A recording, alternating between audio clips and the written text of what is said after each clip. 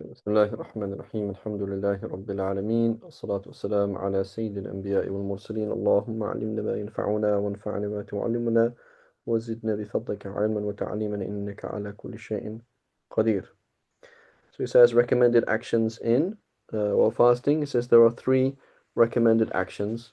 There's many of them. It says number one, to hasten the fast, hasten to break the fast, right? So break your fast as soon as you are 100% certain that it is Maghrib. So if you are not 100%, but you are 95% or 90% sure, then it is permissible to break the fast, but it's not recommended to break the fast. But as soon as you know what's 100% the sun has set, then it's recommended to break the fast as soon as possible. Number two, to delay the dawn prayer, the dawn meal, as much as possible. Again, so there's delaying it until you're still certain that it's still Isha time and it's not Fajr time yet. Right? So it's not recommended to push it into the doubtful time. It is recommended to the time that is what's it called? Um, Definitely still Isha. You delay it as much as possible. So it is not recommended to wake up to have suhoor hours before Fajr, to do it as late as possible. And number three, to avoid repulsive speech. So, two things here. First thing is to talk about the levels of fasting. We've spoken about this many times. Is we can break down fasting into four levels, right? In terms of effectiveness, in terms of what it really means to be fasting, right? Level number one, you have technically fasted in that you don't have to do qada. Go ahead, Badr. I'm curious. So all of these things, do they apply also to just sunnah fasts, like you're fasting on a Monday or Thursday? Yeah, they do. Yeah. Okay, so you should wait until like very late into Isha time for a suhoor, even if it's just like a sunnah fast. Yeah. So, i.e., so you should. So, what's the best thing to do? To have suhoor at to have a no suhoor, or B, a suhoor in the middle of the night, or suhoor just before Fajr? The answer is just before Fajr. Mm-hmm. Yeah. So, Okay. yeah. And some people they can't eat in the morning, right? They just feel sick if they eat in the morning or they don't like it. They just drink something. That's fine. Just it's 15 minutes before Fajr, just drink some water and that's it. Mm. Okay.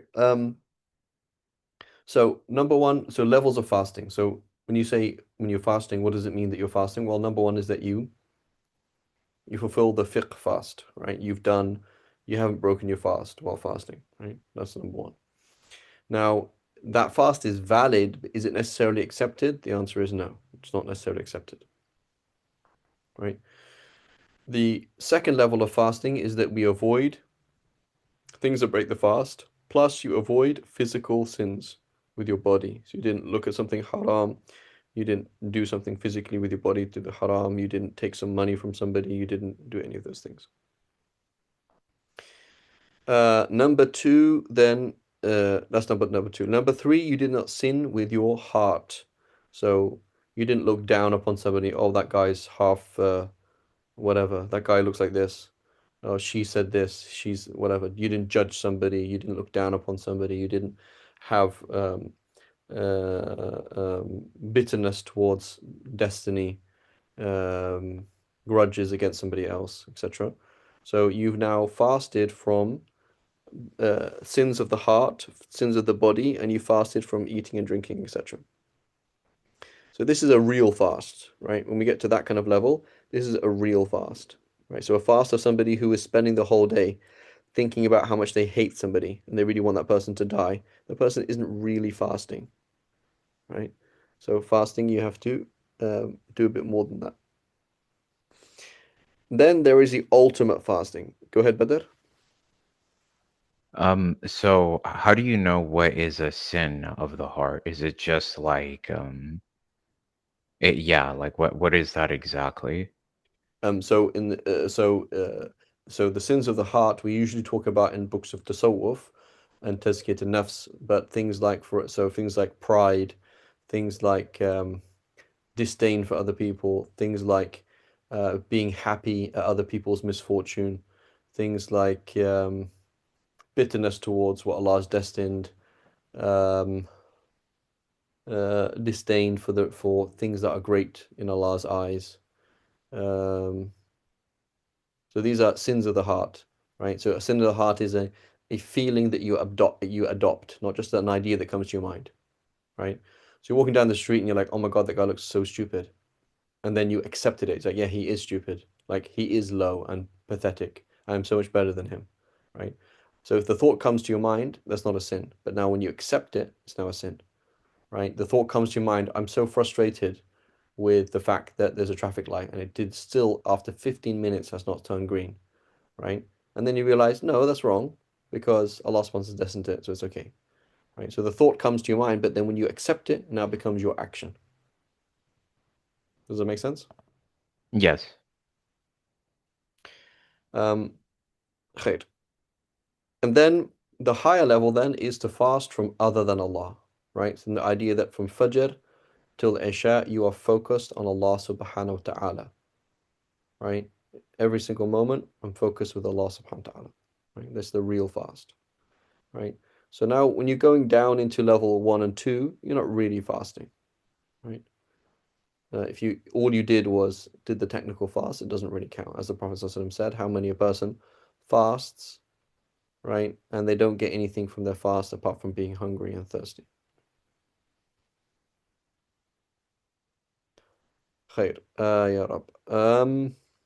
So that's number one. Number two then is go ahead, Muhammad. Sheikh, I just had well, I guess you're just getting to number two. Is there any opinion that if you have something in your hand and then a Fajr comes in, that you eat what's in your hand? Uh, Mm, I don't know of it. So I mean the point is basically the Prophet was referring to the first fast, not the first adhan, not the second one. Um, so I don't know if anybody ever said that. It'd be really weird, you know? yeah, it It's was like something it's that I've just heard growing Yeah, up, yeah, because it's I used to see that in Jordan, right? I can remember people be smoking outside the mosque and they're like still smoking. So well, because the adhan's still going. So well, what if the adhan was never called? Like when would Fajr when would it start? You know? What if the adhan went for ages? Like what if you managed to extend the whole adhan for the whole day? Can you keep eating the whole day? So a lot of these things are kind of like it's kind of silly, you know? Um, so I don't know. Because then you can just keep food in your hand, hmm right? Yeah, yeah. So is that like considered, I guess, like a literalist? It's just kind of like Uh, it's silly. So mhm. it just that's not even anything. I don't know. Wallahu a'lam. So I don't know. I doubt very much that any significant opinion at all. Mhm. You know, it's like the Mhm. Prophet ﷺ said, if when if you feel something, then don't break the prayer until you smell something or hear something. Okay, well, what if you just feel something that's very, very clear? So that doesn't count,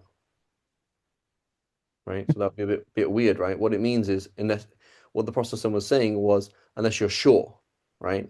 For example, you hear something or you smell something.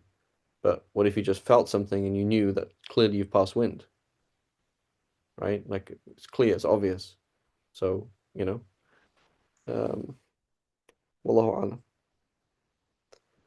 Um, okay. So the second point I want to talk about then was just general, what do we learn from these things, right?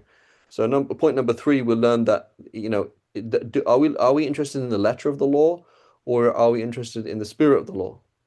The answer is both, right? The answer is both. So that's why three is there, because if you're fasting but you're harming people, insulting people or whatever, you're not really fasting. Right? It's not a real fast. That's number one. The other issue then is understanding that you're a slave and you're weak. So you do not try and make worship hard for yourself, right? So I remember I was just traveling, right, on the plane, and I had given my khufs away some time ago. I can't remember when, but I had given them away. So I'm making wudu in the airport. It's quite hard actually. It's quite hard to make wudu in the airport. It's quite hard to make wudu in the airplane. So wouldn't it be better, Habibi, just to get khufs, right? And make the deen easier for yourself? Because what if you're in a situation where it was hard and you made it really hard for yourself and you ended up not praying? That would be really bad, right? So, you know, make the deen easy for yourself, right? Without cutting corners. So that's why you break the fast as soon as you can, right? Don't do that. Don't try and, you know, uh try and be a tough guy. It doesn't work. Being a tough guy is not, the slave is not a tough guy. It doesn't work like that. So be very careful, right, about doing things that are like, oh, that's haram. Doing things that will push you to the haram is much, much better to be in a situation where you do less, right? And you are definitely in the halal than you doing more and you're really kind of going off, right? And this applies, let's say the scenario, right? Somebody who's trying to be this spiritual tough guy. It's okay, I'll break my fast later. So then what happened is they said, I'll break my fast later, and then they fell asleep, and then Fajr came in, so they didn't have time to break their fast at all. So now it's Fajr time, and now they're going to have to fast a second day, and they end up breaking this fast in the middle of the day. That's not good, is it? So make the deen doable. Put yourself in a situation that is doable, and don't put yourself in a situation that's not doable, right? And this, again, applies by a fortiori to marriage, right? So people should be married. Most people cannot survive. That's a key aspect of their life. And so, you shouldn't be in a situation where you can't do that. Right? Make life doable. Don't give yourself impossible challenges. Khair. It is unlawful to fast on 5 days, on the two Eids, and the 3 days of the Tashriq. Okay. So here it's unlawful. Is it valid though?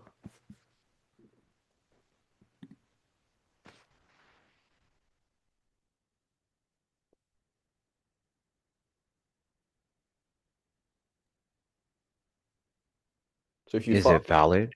yeah, does it count It's valid. to fast on Eid? Oh, sorry, no. Right.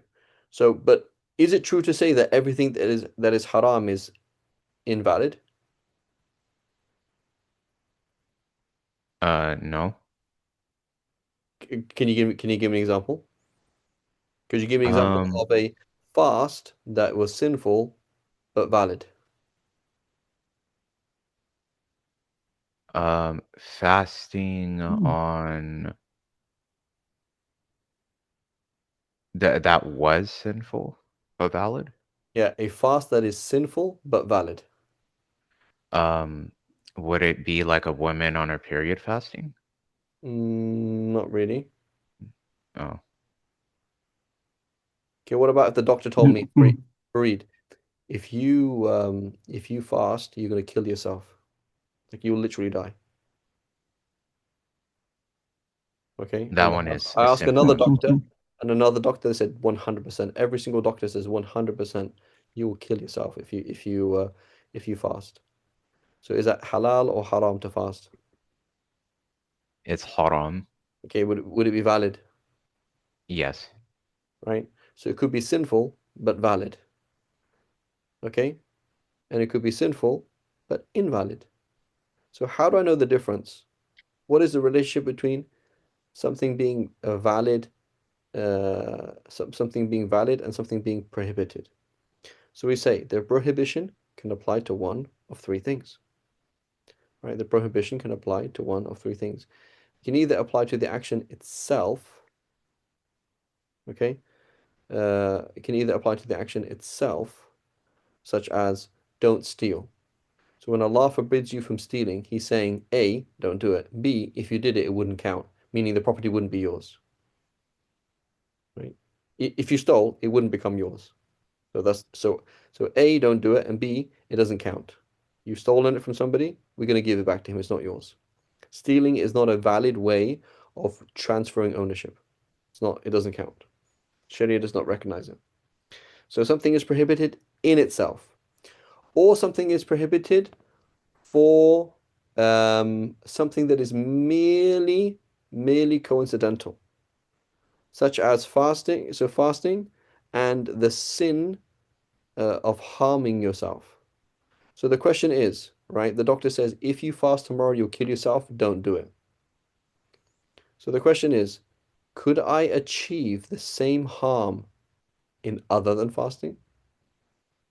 Could I harm myself in the same way um, in anything other than fasting?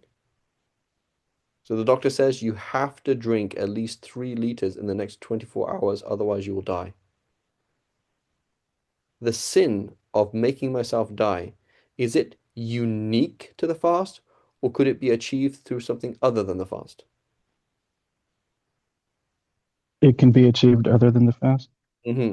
So therefore, Allah is not forbidding the fast, nor is He forbidding something that is unique or restricted to the fast.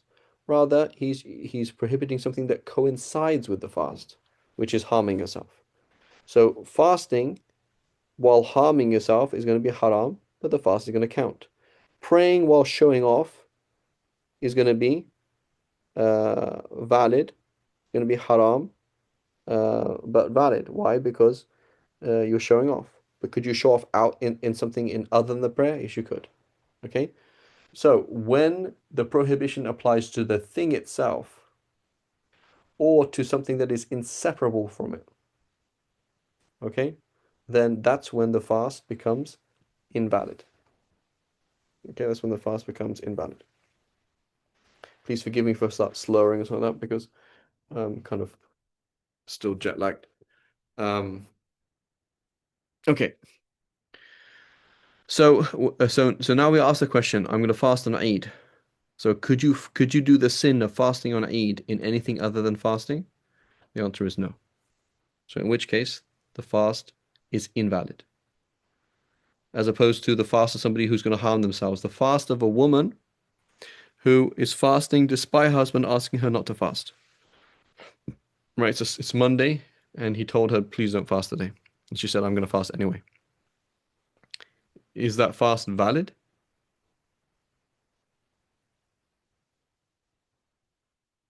This would be invalid, right? Or so you tell me. Because it's So her uh husband tells her Mhm. specifically, don't fast today, and she just fasts anyway. So it's going to be haram. Will it be valid?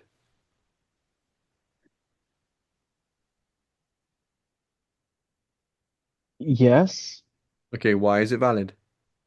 because the sin is uh, her not obeying her husband, not necessarily. Yeah, and so could she But disobey? Could she, mhm. or not making herself physically available for her husband? Could she achieve that in another way? Yes, she could. She just not make. She could just walk out of the house, for example, or not make herself available, right? So that's merely coincidental. So the fast itself is recommended. What she's doing by the fast is haram. But because that what she's doing is not unique to the fast is still valid. Does that make sense? yes. Right. So whenever we look at something prohibited, we say what is the aspect of it that's prohibited? Is that conceivable outside of this action?